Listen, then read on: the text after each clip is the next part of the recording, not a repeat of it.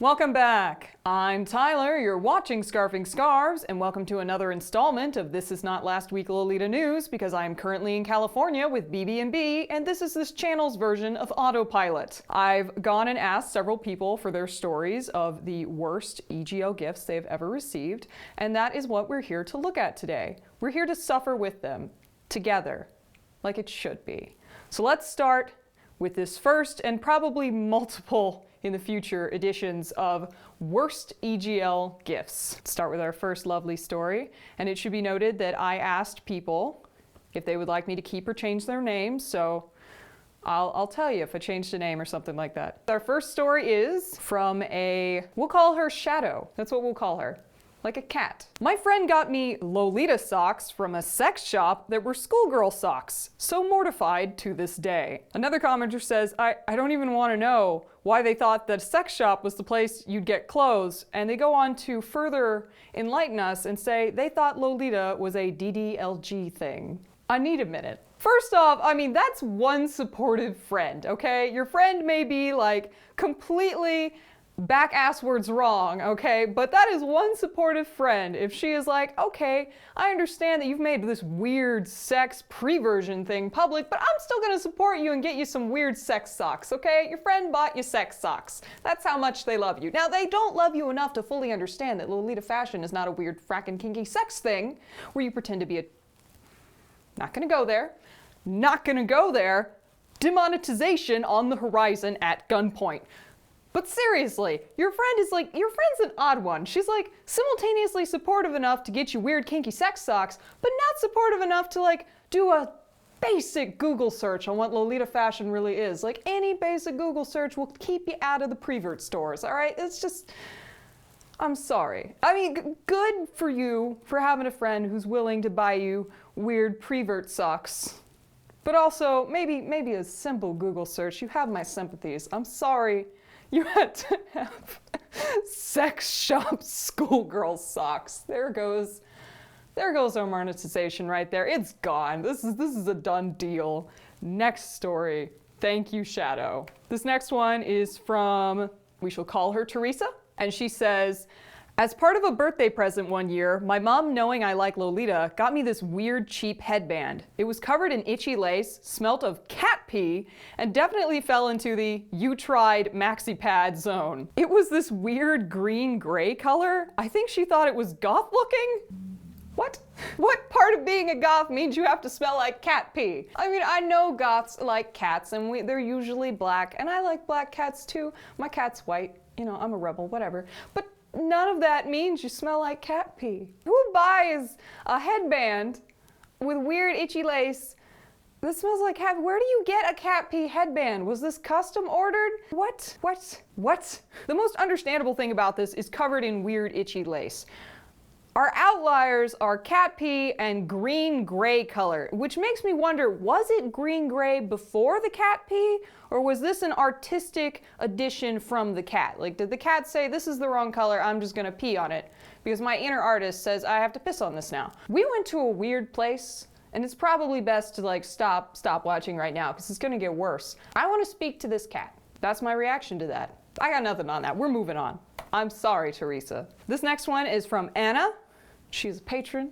Hi, Anna. It's good to see you again. She says, my mom bought me a cute choker thinking it would look good with my cords. It was a DDLG kink collar that said princess. What kind of sites is your mother on? That's what I want to know. What do I say? What do I say to that? I'm so sorry. That's awful. That's horrible. I mean, your mother's great. Your mother wanted to contribute. She wanted to support your weird frackin' fashion style, but why is she in weird, like, children fracker forums? Like, why is she buying things from the people who are like, you know what would be really sexy? If I pretended I was 6. I don't understand. Explain yourself to me, Anna's mom. I want to speak to you. I know it's probably just cute, and that's the really like nefarious thing about like DDLG nonsense, is that they take otherwise completely non-sexual cute forums and just ruin them. Just ruin them. If I could just load them all up into a rocket launcher and fire it at the moon and miss and have it land in the sun, that would make my week. It's wonderfully awful, and I'm sorry you went through that. Your mom obviously meant well, but Jesus Christ. Next one. This one is from Emily, and she said, a friend gifted me a bodyline skirt that had vomit stains on it. This was when I was first starting out and didn't have many pieces. I was horrified and disgusted because it was right in front of their eyes. I bit my tongue and accepted the gift because I didn't want to be rude. I ended up upcycling it into a pillow later on because I just couldn't get the stain out. Never got an explanation as to why they gave me the skirt with that bad of a stain. Please don't use my name. I can see why. Someone gave you a puke skirt. Jesus Christ. Who says, oh, this skirt would be lovely? It looks like someone's horked on it. Like, why would you think this is a presentable item to give to another human being? Like, here's someone's DNA just like cannon blasted all over a skirt. Let's give it to another person instead of burning it, which would have been an act of mercy. You managed to turn that into a pillow that I hope you do not rest your head on ever. Bravo. I'd have burnt it. I'd have put it in a burn barrel, several gallons of gasoline, and just sent that thing straight to hell, because that is where that thing belongs. I mean, I understand no gift wrapping, but the least you can expect is for the item not to be ardently vomited on. That's a basic expectation. I don't feel like that's a lot of frills involved. Just don't puke on it before you give it to me. I don't know how to make a joke out of that. That's just too weird for me. We've reached a new low as people. I'm sorry, Emily, that you went through that. That's awful. Thank you for sharing your story so that others may learn basic common decency includes not puking on skirts. Next. Oh, this one's a twofer. All right, we're gonna go with Mabel. Sorry for giving you a name that's an antique. She says, relative bought me the Nabokov book and I wanted to die. I'm sorry, my brain just rebooted. These relatives who were simultaneously supportive enough to like go get you a thing but not supportive enough to Google for 5 fracking seconds. They get to me. They're like weird little cognitive dissonance clusters. I am so sorry. So sorry. Mabel, which is not your name.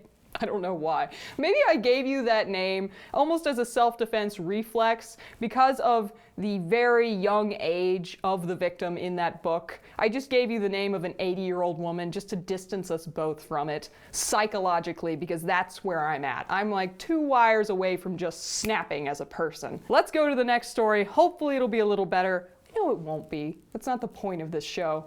Next one is from, we shall call them Adrian. Adrian is now your name. All right, Adrian says they got a hooker pirate costume for Christmas, gifted as a Lolita dress. What part of, oh, you're into Lolita fashion, this very conservative, very frilly, very fluffy, very hyper-feminine, non-sexualized fashion, translates to hooker pirate costume? So, pirate, meaning plunderer, hooker, meaning plunderee. So we have plunderer and plunderee as one lady. She is the lady of multiple talents, one of them being sailing, the other one being seaman. That's where we're at. That's the kind of shtick that I'm on now. Because this is where you brought me to, Adrian. I don't know what's happening. I'm having a series of small strokes. I am so sorry that your parents apparently think that your profession is sailing and seaman in that order. Best of luck to you. Stay away from the Bay Area. Maybe you'll dissuade them in the future. Next one. This one is from Abby, and Abby says, an ex-friend of mine would purposely buy dresses she knew wouldn't fit me. I've always had a larger chest than her and wider hips. She was super skinny and flat chest, the ideal size when wearing Lolita in her mind. She bought my dream dress for me for my birthday, and it was tailored to fit her and not me. I knew this because in the package it had a printout of the sizes she put down. All of them were her sizes, even though the first time she bought me a dress, I had given her my sizes numerous times to make sure she didn't screw up again. I find out through messages that she was buying the dresses for herself and having me try them on to make my self-esteem lower. Then later would just use them on her own. Her buying my dream dress with the sole purpose of hurting me was the last straw. I haven't talked to her in 3 years. This lady's a Disney villain. Wow! That is like some weird psychopath behavior right there. Like, that lady was never your friend, which I'm sure you know now. This lady was not your friend. Jesus Christ! That lady's got problems. I'm glad you're out of that. Hopefully that lady has managed to come to terms with the fact that she is just an inhuman cartoon monster and has taken steps to get better, but I doubt it because my faith in humanity is not that fracking good. That lady was awful. I'm glad you're out. Never speak to her again. I'm just gonna say that right now. No forgiveness, no, oh, I've changed. Like, they'll never improve. Those people never improve ever. And if they do, it is not your fracking job to be there, to be their little sponge of redemption, for you to just absorb their feelings, because now they feel like they've become a better person and they'll never do that. Not your fracking job to be their dirty sponge, okay? Cut them off, never speak to them again. You deserve better. Anyway, we're gonna end that. Hopefully that tiny life lesson was worth my rambling for 50 fracking minutes and the therapy that is going to follow after. That is all the time we have for tonight. Thank you for watching Worst EGL Gifts. I almost said last week Lolita News. You should know that this show is sponsored in part by BB&B. They make the best fracking jewelry ever. Fracking love everything they make.